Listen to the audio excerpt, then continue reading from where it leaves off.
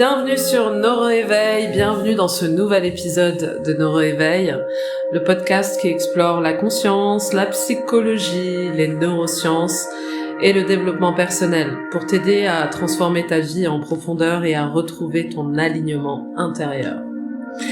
Aujourd'hui, nous allons aborder un sujet fascinant, la psychologie masculine, à travers les enseignements du livre « Quand Mars rencontre Vénus ».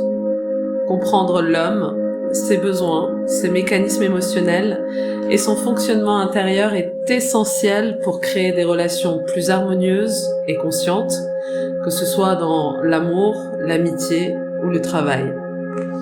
La différence entre les hommes et les femmes selon le livre.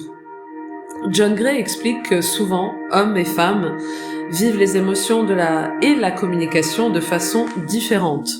L'homme a tendance à se retirer pour résoudre ses problèmes seul, à chercher des solutions concrètes plutôt qu'à verbaliser ses émotions. La femme, quant à elle, a tendance à verbaliser et partager ses émotions pour créer du lien et se sentir soutenue.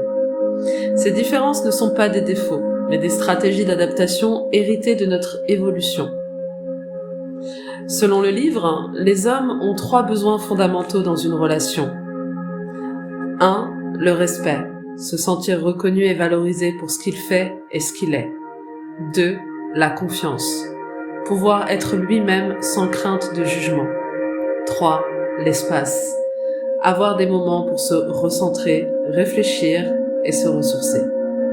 Psychologiquement, lorsque ces besoins ne sont pas respectés, l'homme peut se fermer émotionnellement, se sentir incompris, créer des tensions ou conflits dans la relation. Néanmoins, il est possible de favoriser l'harmonie dans les relations. 1. Par l'observation sans jugement. Comprendre que son retrait n'est pas un rejet, mais un besoin de recentrage. 2. Communication avec bienveillance et clarté. Exprime tes besoins, écoute les siens, sans chercher à changer ou corriger. 3. Respecter les rythmes et l'espace.